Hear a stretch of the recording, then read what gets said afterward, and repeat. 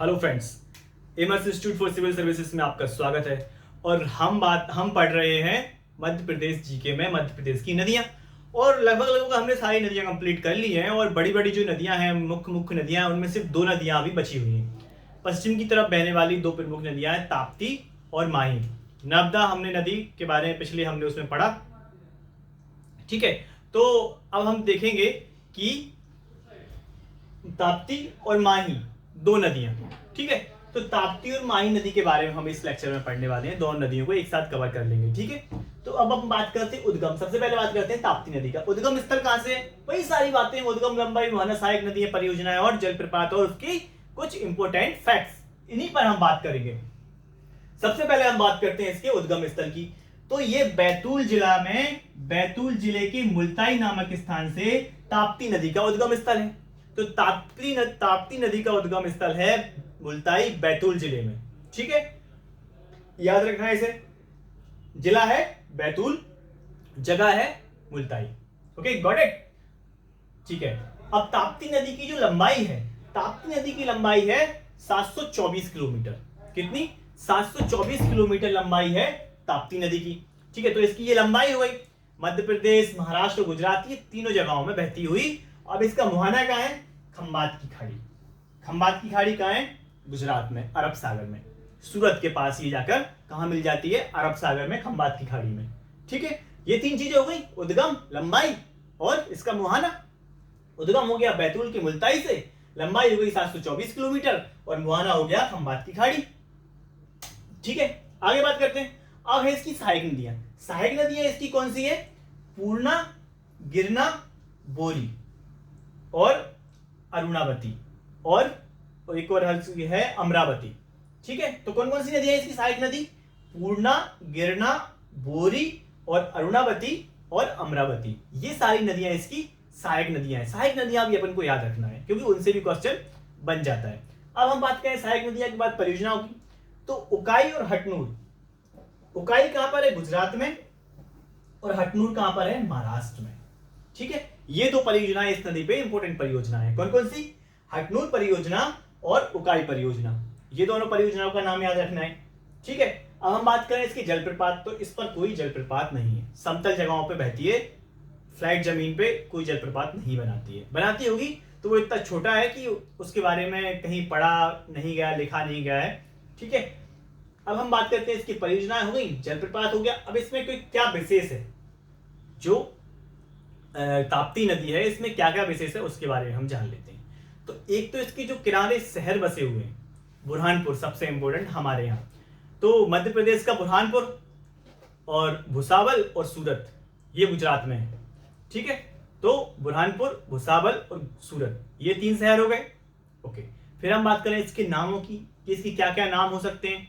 तो सूर्यपुत्री इसका एक और नाम है, ठीक है। सूरज की पुत्री इसे बोलते हैं। और सूर्यपुत्र कौन था? कर्ण। तो कर्ण की बहन हो गई, ऐसा कह सकते हैं, ठीक है। तो सूर्यपुत्री।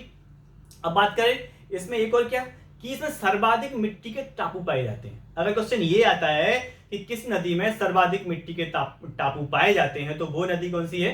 ताप्ती नदी, ठीक है। दो बंदरगाह है इसमें, स्वाली और सूरत। खंबात की खाड़ी के पास ही स्वाली बंदरगाह और सूरत बंदरगाह, दो बंदरगाह इस नदी पर हैं। नदी पर बंदरगाह कैसे बनते हैं कि नदी का जो मुहाना होता है, चौड़ा मुहाना होता है, तो जो समुद्र से पानी आता है, समुद्र से पानी नदी में जाता है तो जहाज उस पर नदी में तैर जाते हैं। तो ऐसे करके जो नदियां हैं उनमें बंदरगाह बनाए जाते हैं। जैसे हमारी जो कांडला बंदरगाह है गुजरात, सॉरी कांडला नहीं, कोलकाता का जो बंदरगाह है वो भी नदी पर बना हुआ है, ठीक है। हावड़ा नदी जिसे बोलते हैं, हावड़ा बंदरगाह, वो भी इसी तरह नदी पे बना हुआ है, ठीक है। तो ऐसे नदियों पे दो बंदरगाह हैं। इसमें कौन से? स्वाली और सूरत। देखो, सूरत बंदरगाह तुमको याद आ जाएगा, लेकिन स्वाली बंदरगाह हमको याद रखना है, ठीक है। तो स्वाली बंदरगाह किस नदी पर है? ताप्ती नदी पर। अब देखो, ये भी दक्षिण की ओर बह रही नदी, सॉरी पश्चिम की ओर बह रही है, काय के समान? नर्मदा नदी के समान। तो हमने नर्मदा नदी में बात की थी कि वो भ्रंश घाटी से बहती है। कौन कौन से पर्वतों के बीच में? सतपुड़ा और विंध्याचल, ठीक है। तो सतपुड़ा और विंध्याचल पर्वतों के बीच में नर्मदा नदी बनाती है भ्रंश घाटी। तो फिर ताप्ती किन दो पर्वतों के बीच में बनाती है? अजंता पर्वत, ये महाराष्ट्र में है अजंता पर्वत, और हमारा सतपुड़ा पर्वत मध्य प्रदेश में है। तो सतपुड़ा और अजंता पर्वत के बीच ये बनाती है क्या, भ्रंश घाटी, और इसी भ्रंश घाटी से होकर बहती है ताप्ती नदी। तो ताप्ती नदी के बारे में ये हो गया। अब हम बात करते हैं माही नदी की। तो देखो माही नदी का जो वही उद्गम, लंबाई, मुहाना, सहायक परियोजनाएं और जलप्रपात। तो उद्गम नदी कहाँ है, मिंडा गांव सरदारपुर धार। ये धार से मिंडा गांव है, सरदारपुर जगह है, वहां का मिंडा गांव है कुछ जिले में, धार जिले में। तो धार जिले में इसका उद्गम स्थल है किसका, माही नदी का। ठीक है, अब इसकी लंबाई की बात करें तो 576 किलोमीटर, धार जिले से उद्गम, लंबाई 576 किलोमीटर। अब इसका मुहाना बात करें वही अरब सागर। ठीक है, ये अरब सागर में खंबात की खाड़ी में जाके गिर जाती है, वही मध्य प्रदेश, राजस्थान और गुजरात में ये बहती है। ठीक है, ये कहां बह रही थी, जो ताप्ती नदी थी, मध्य प्रदेश, महाराष्ट्र और गुजरात। और जबकि माही नदी कहां बह रही है, मध्य प्रदेश, राजस्थान और गुजरात। ठीक है, तो ये हमने देख लिया, इसकी लंबाई देख ली, इसका मुहाना देख लिया। अब इसकी सहायक नदी कौन सी है, सोम, चाप, अनास और जाखम।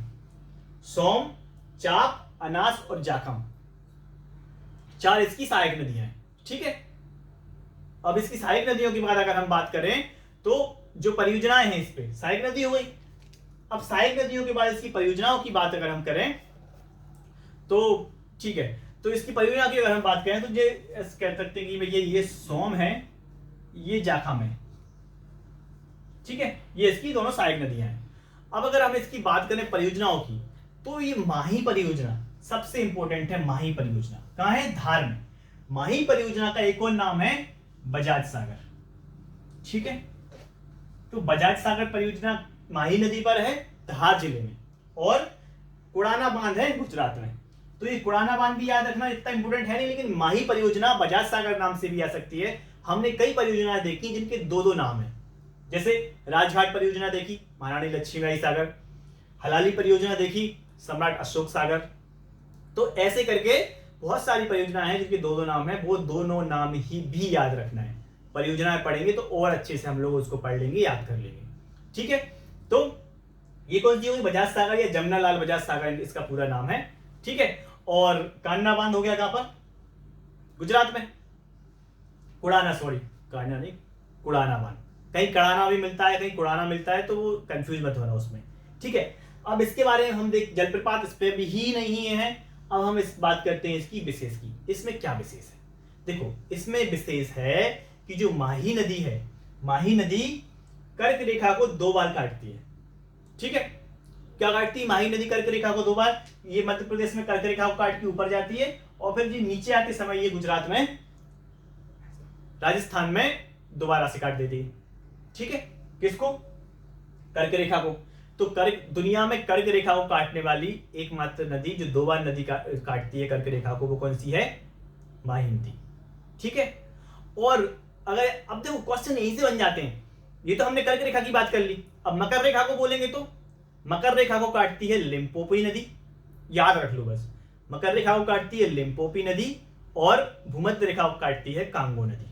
ठीक है, ये जो नदी 2-2 बार काटती है, एक बार तो बहुत सारी नदियां काटती होंगी, लेकिन जो 2 बार काटती हैं, तो मकर रेखा को काटती है लिम्पोपी, भूमध्य रेखा को काटती है कांगो, और कर्क रेखा को काटती है माही नदी 2 बार। ठीक है, अब देखो एक नदी ऐसी है दुनिया में सिर्फ जो इन तीनों रेखाओं में से किसी एक को 3 बार काटती है। ठीक है, वो है बरमेजी नदी। बरमेजी नदी जो दक्षिण अमेरिका में बहती है, वो मकर रेखा को 3 बार काटती है। बरमेजी नदी, दक्षिण अमेरिका, मकर रेखा, 3 बार। ठीक है, तो ये हमको चारों नदियां याद रख लेना है, किसी भी क्वेश्चन में, किसी भी पेपर में ये आ सकता है। ठीक है, अब हम अगर बात करें, एक इस पे इंपोर्टेंट स्थल जो है वो है बाणेश्वरी त्रिवेणी संगम। बाणेश्वरी त्रिवेणी जो संगम है वो कहां पर है, जैसे बाणेश्वरी त्रिवेणी संगम है राजस्थान में। देखो राजस्थान में ये माही, सोम और जाखम 3 नदियां यहां पर मिलती हैं। हमने देखा ये सोम, जाखम और ये माही नदी, इन तीनों का जो संगम है उसको बोलते हैं बेणेश्वरी, सॉरी बाणेश्वरी मैंने बोल दिया, गलत हो गया, बेणेश्वरी त्रिवेणी संगम। तो ये बेणेश्वरी त्रिवेणी जो संगम है यहाँ पर लगता है आदिवासियों का कुंभ या भीलों का कुंभ हम उसे बोलते हैं। तो भीलों का कुंभ यहाँ पर लगता है। वैसे कुंभ जो सामान्य जो कुंभ है वो 4 जगह लगता है, हरिद्वार, नासिक, उज्जैन और इलाहाबाद या प्रयाग हम जिसे कहते हैं। ठीक है, तो ये 4 जगह लगता है। अब वो क्यों लगता है वो कभी मैं बाद में बताऊंगा कि कैसे कैसे क्या घटनाक्रम हुआ जिसके बाद कुंभ मेला शुरू हुआ। ठीक है, तो ये क्या हो गया, भीलों का कुंभ कहां पे, बेणेश्वरी त्रिवेणी संगम पे। ठीक है, अब इसका एक हम देख लेते हैं उपनाम। जो माही नदी है, माही नदी को हम बोलते हैं आदिवासी गंगा। ठीक है, आदिवासी गंगा।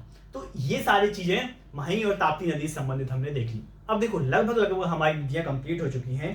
कुछ और जो फैक्ट बचेगा उसका मैं अलग से एक वीडियो बना दूंगा। तो देखो अब इनमें जो भी आपको लग रहा हो कि जिस नदी की कमी रह गई हो या किसी नदी के बारे में कोई फैक्ट छूट गया हो तो आप मुझे कमेंट करके बता सकते हैं। ठीक है, तो इस तरह से हमारा नदियों वाला चैप्टर अब लगभग समाप्त हो गया। अब हम परियोजनाओं वाले चैप्टर पे आएंगे और कोई गलती हो तो आप उसमें कमेंट करना बताना। और ज्यादा से ज्यादा और बहुत सारे वीडियो हम बनाए हैं इससे संबंधित, पढ़ाई से संबंधित भी, उनकी लिंक मैंने इसकी डिस्क्रिप्शन में दे दी है।